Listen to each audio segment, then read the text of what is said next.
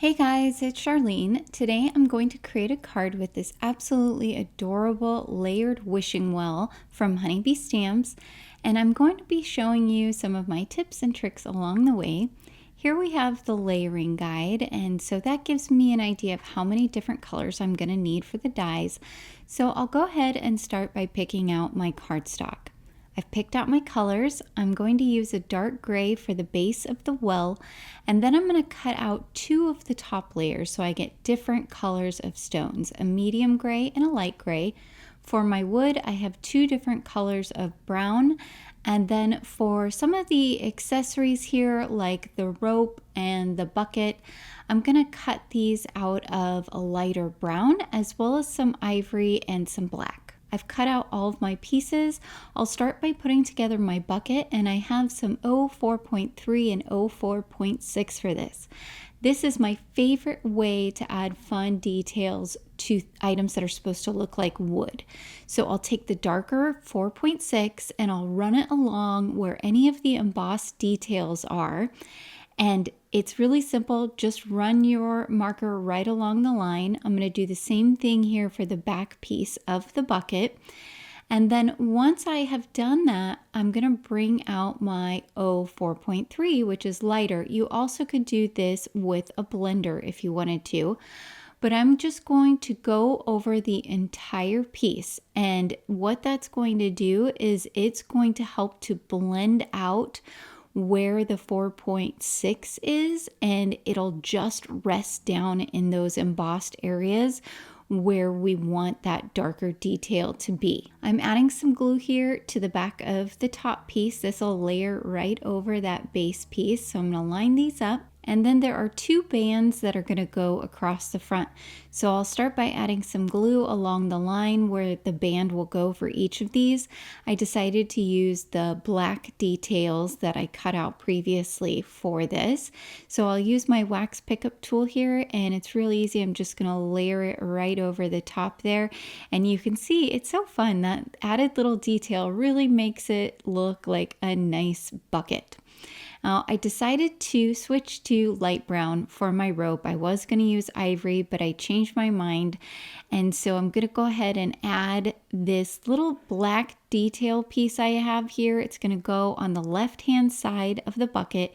It angles up and to the right, and I'll put that on the back. Next, I'll add a small dot of glue to the embossed detail on the center there. That's where one end of our rope handle is going to go. So I'll pick that up and place it right over my dot of glue. Then for the second piece, I'll add a little bit of glue on the front right-hand side, and that's where that other black detail piece is going to go. I'll pick it up with my wax pickup tool and just place it right over the top to finish it off. For all of the wood planks that I've cut out, I'm going to do the same thing that I did with the bucket to create that really fun wood detail. So I've got my 04.6 going along all of those embossed areas. And now again, the 04.3, I'll just run it back and forth, helping that 4.6 blend out so that it only sits down in those embossed details. Now I can put together this top part of my well. You can see there are these two pieces that have a little bit of space on them where there is no embossing at the top. I'm going to set the one aside that has more blank space, and for the other one, I'm going to come in here and I'm going to start with the handle. There's a little embossed circle here, so I'll add a dot of glue to the center. Then I can pick up the handle and adhere it right over the glue. Then this small piece of embossed wood is going to go right along the top where that area where no embossing is. So I'll add some glue right along that area, and then I can just pick the piece up and put it right to the point where it lines up with the embossed line that's on there. Hopefully that makes sense as you're watching this. Next, that little tiny spot that has no embossing left, I'm going to add some glue to it, and I'm going to lay this behind our top roof piece, and this will hide that non-embossed area. And then I'll just use my glass mat to make sure this is nice and straight along the two sides. I have all of my roof pieces here, and I'm going to start by adding glue to the back of the bottom piece, and this will line up all the way on the left hand bottom edge. And then the same for our top piece, it'll line up on that top left edge. So then there's a little bit of spacing that you leave in between the other planks. Next, I'll flip the whole piece over and add some glue along the triangle portion. And this is going to go over the full solid triangle piece. This is what's going to give that roof its final 3D appearance. Next, I'll add some glue to the back of this triangle piece, and it's going to lay right over the existing triangle there, and this will give the edge of our roof a nice finished detail. Okay, for our well, whenever you're working with stone, it works really well to use different colors of gray. That variation really helps to make a piece look more interesting. So I'm going to start here with this dark piece of gray that I have. I'm going to layer it over the lightest top portion. And then I'll take that top row of stones and glue those in the embossed details that are along the edge. So what we'll be left with is that dark gray is going to be our grout. Now we'll come and add glue along that entire piece on the back, and we can layer it over that dark gray well piece. I went ahead and picked out stones and alternated them just how I thought they would look nice. And now I'm going to go ahead and glue them in place. Once that's done, I can put together the well. I added a little bit of glue on the left-hand side there, and I can use that remaining piece that's going to support our roof on the left-hand side. Add some glue to the non-embossed area on there, and I'll flip over our roof piece and add some glue to the bottom of that other plank that's going to sit in front of the well. So now I can just line this up until I think it looks nice. For our pole, I'm going to add some glue on the back of the left-hand side and then on the top of the right-hand side. So this will go right along the center, and this is where our rope is going to look like it's hanging from. For our rope, I'll go ahead and glue along the back center of this so that it will adhere to that pole, and I just have to kind of pick where I want it to go. I think right about here looks nice. Our bucket is going to go on the right hand side, so that way that rope meets right up with the rope handle. So I'm going to add some just a tiny little bit of glue to the rope here at the top, so that way it'll adhere to the rope handle.